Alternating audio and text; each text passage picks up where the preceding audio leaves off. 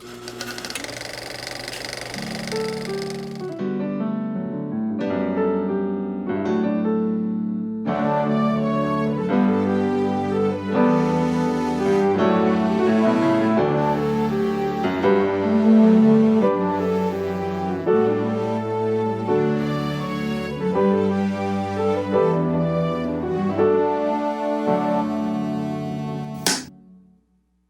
Jacob. I have to tell you, this broadcast signal intrusion is spellbinding. It is captivating. I was obsessed with this, watching it. You have done an amazing job at bringing this story to life. Well, thank you so much. That means a lot. I really appreciate it. That's a huge compliment. I mean, the whole thing just fascinated me. Growing up, my dad was in broadcast television for 60 years, so I grew up learning about signals and signal intrusions and interruptions, and that was one thing fiercely monitored at broadcast television stations. And I remember when the Max Headroom thing happened in Chicago, and it sent ripples through the television industry. It's like, how can this happen? Well, all you needed was, an amateur radio license and access to the waves, and you could do it. So to see a film now going beyond what they did with Die Hard and a broadcast signal intrusion when it was hacked, this is just fabulous, absolutely fabulous. And what what Dan Martin does with your intrusion videos is off the charts. Yeah, he's a very talented artist for sure. Well, and also I appreciate that is the highest compliment if you have such experience with these sort of things firsthand, and you felt like, I guess I'll ask, did we do okay? You did. I mean, do as much research on something, but you can only do so much abstractly. Yeah, we of course took a lot of inspiration from the Max Headroom incident being sort of the most sort of prominent, famous one, but of course there's tendrils of other all broadcast signal intrusions, all of the major ones, including one of the earlier ones before Max Headroom incident, the Captain Midnight. We have a sort of analog to that in our movie as well, but he was caught, so I think that the fascination with the Max Headroom incident has a lot to do with the unsolved nature of it, and the sophistication of the technology that it would have taken to do something like that, in order to just have a almost anarchic kind of, in some ways silly, but ultimately unsettling and creepy video. I don't know, there's something sort of interesting about that, and I think that's why it continues to fascinate. Something like that being unsolved is really what draws a lot of attention, just like a lot of unsolved mysteries. That was a huge fascination for us. Well, it's kind of like a train wreck or a 20-car pileup on the freeway. Everybody's got to look. They're fascinated. You create your 20-car pileup here with your intrusion videos, but I honestly can't think of any director more well-suited to make this film than you, given your editorial experience, because so much of this film is about the editing and the intensity, and you working with your DP, working with Scott to create your visual tonal bandwidth and then punctuate that with what Dan does. But the editing is so key on knowing when to use those ECUs, when to pull out, the color differentials to create the metaphoric contrast within James's head of what's going on in there as he's going down this rabbit hole. You're editing at bringing the analog world of VHS, melding it with the quote-unquote real world, melding it with James's obsession with very key visual moments is so well done, Jacob. Well, thank you. I really appreciate that. Well, I actually had been, that's an amazing compliment. I spent a lot of time on it, but I also have been editing since the time when equipment like the equipment he uses in the movie would have been used. So that was also kind of almost like a nostalgic, fun thing to do in shooting the movie was sort of trying to remember how to use all this equipment, and then once it sort of the memory sort of clicked, working with Harry on creating that, on sort of the techniques of that and the sort of process porn of it all. So, but I also get obsessed in the same way that the main character does with just trying to really refine things and go deep on it. And I love editing. It's like my favorite part of the process for sure. But and also a lot of that stuff is helped by the score as well, because working with Ben Lovett, I sort of think rhythmically when I'm editing. I do sort of look at movies like songs in a lot of ways, like writing a song or producing a song in the sense of like the structural aspects of it, and like just the feeling of when you need to have the bridge and the chorus and the verse and stuff like that. So yeah, but all of that, thank you. That's really nice to hear. Well, I'm glad you mentioned the soundscape, because the soundscape, blending the sound mix and design with Ben's score, you have this, the layers are so incredible. We've got Morse code laid in there, which I even sent reactions of the film back to the publicist and typed out words in Morse code to them just to confuse them. I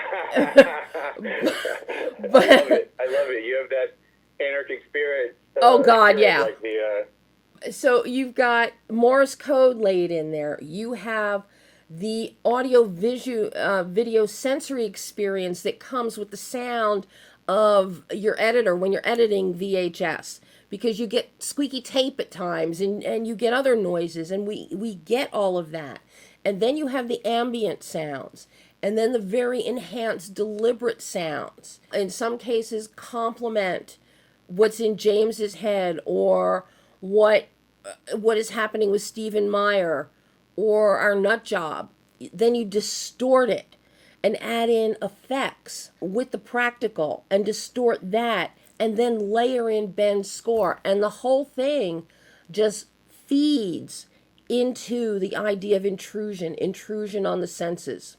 It's wonderfully done. Oh, thank you. It means a lot. Yeah, I mean, I'm like I said, I'm just fascinated by the process porn of it all, and the exciting thing. I'm really inspired by movies like The Conversation and Blowout, and especially Blowout, as you can see a lot of sort of antecedents in this movie. But I like the idea of the challenge of trying to make that stuff compelling. What is essentially, on the surface or on paper, a very sort of mundane process, trying to make that seem exciting and uncovering clues. And I guess by network television of the last 20 years, that's obviously something that's of interest to a lot of people too, in terms of crime scene investigation and those kind of things. But I think those kind of fascinations happen both in front of and behind the camera. How did you and Scott go about, because obviously you treated this as two separate areas, the intrusion videos and then the actual film. How did you and Scott go about designing and constructing the visuals for this film? Because they are very deliberate and they coincide with the extreme focus that James has. So I'm curious how the two of you came up with the visual construct you have and the color palette you chose. Well, I think Scott and I love working with Scott. He's a brilliant guy, and I think that it was really exciting for him because he doesn't usually get to do the kind of formalistic stuff that is of interest to me.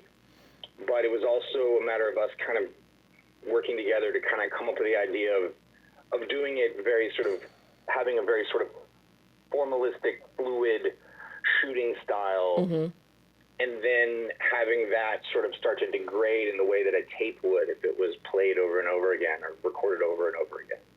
And almost like a VHS wears down, and almost like the movie starts to unspool in the way that it does, in the way that the videotapes do in one scene for the main character played by Harry Shum.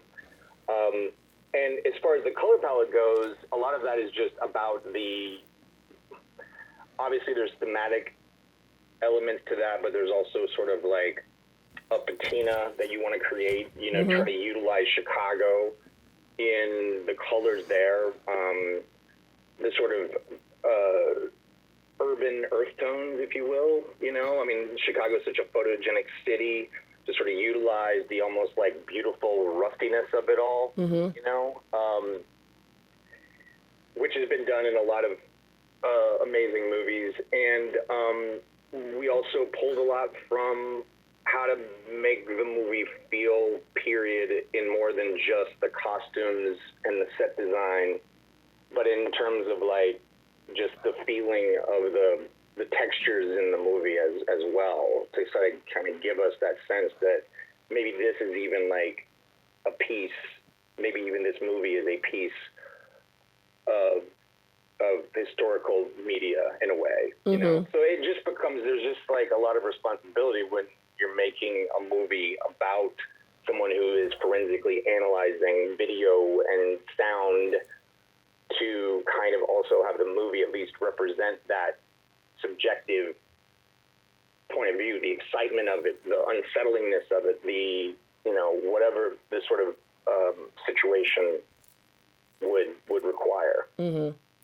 know, but yeah, I mean, we just kind of went through, and it was just kind of trying to find, like, I get really bored of like traditional sort of, you know, wide shot, medium shot, over the shoulder. Yeah. I think the camera work should reflect what's happening in the scene and the flow and energy of the movie. So, well, and that you really excel with that. And here again, this is where your editing comes into play, because you are judiciously selecting those shots. You're working with editing those shots that speak to the emotional state, that speak to what is happening, rather than driving it. Your right. Your visuals are responding to the emotional energy and events, and I just love that. You know, something else that you do.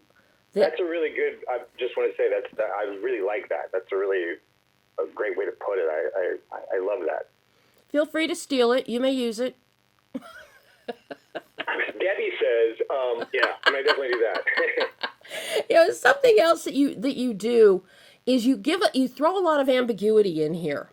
Most notably with Kelly Mack's character as Alice. Does she know? Is she involved? Does she, you know, what's happening? Every person that James encounters raises suspicion.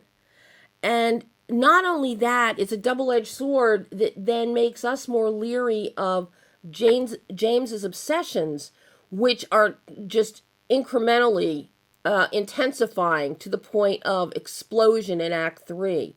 Was it your idea to bring that ambiguity in? Because I just think that that's just another aspect that just ratchets up what Harry gives us as James and takes us deeper into his rabbit hole, questioning his sanity, you know, by the time we get to the third act. For sure. I mean, yeah, that was definitely by design. I mean, a lot of the DNA of that stuff was in the original script. And, of course,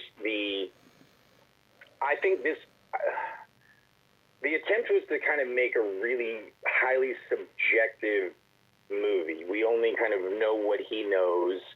And Harry Shum Jr., you know, he's in every scene. Yeah. So it is kind of, I mean, there's not a lot of movies like that. You know, you could think like maybe Chinatown, but even that has some scenes that are outside of the purview of Jake Giddings.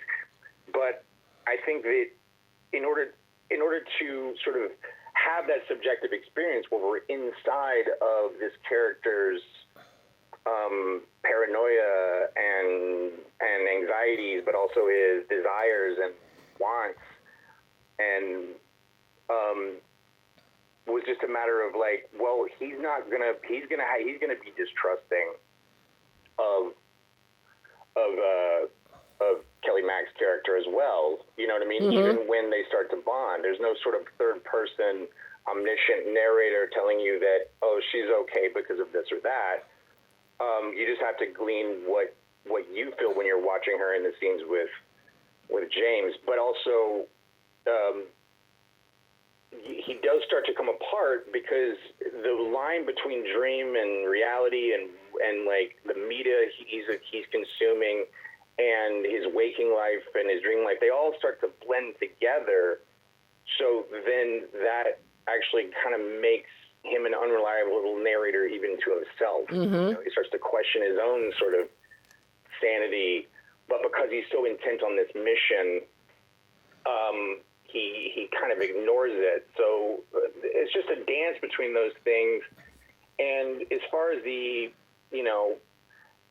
question, what I really like is that the questionable things that the main character perhaps does is sort of balanced by the fact that Harry is such a relatable actor. He is so good at drawing you, and he's such a warm, ingratiating presence that I found the juxtaposition of someone like that doing that you're going along with, and you're like, I really like this guy. I really like spending time with him, and then he starts to do things that maybe you're like, I don't. Hey, what are you doing, man? So it almost is. It's almost like you're both in his purview, in his sort of POV, but also able to sort of see what he's doing, and perhaps that could be some of the tension of the movie is just kind of going like, no, don't do that. It's kind of like the classic thing of like, don't go upstairs. The ambiguity is, of course, inherent with material that is inspired by unsolved mysteries, and I think that that's what can make the mystery feel that much more expansive in the same way that the character feels like, because it's his whole world, that it feels really expansive for him. So that's just the idea, is to bring the audience along on his thrilling, unsettling, perhaps thought-provoking journey. Gotta ask you about the third act. Am I getting a sequel to this? Because everything is there. I guess we'll have to see. I would like to see. There is some sort of iconic imagery with the James character and what he is. That jacket. That you can see. I think it's perhaps even in the trailer and the mallet and everything. I think maybe there's some kind of a superhero, Unbreakable-esque continuation of the mythology. I like the trunk. The trunk. The trunk. Oh, yes. Yes, and all the people listening or watching will have to watch the movie to know what that means, but it definitely is. There's definitely a lot there by design. And they'll love it. I appreciate you noticed that. Oh my God. I jumped out of my chair, Jacob. Jumped out of my chair. I was so excited when I saw that. It was great. After that powerhouse action scene in the house, that was just incredible. Oh, Jacob, job so well done. I want a sequel. I want to see more from you. This is a big, big shift from the Super Psycho Sweet 16 trilogy. I can't wait for more. Thank you so much. It was really great talking to you. I really appreciate kind words. Thank you. Thank you so much. Thanks. Great talking to you.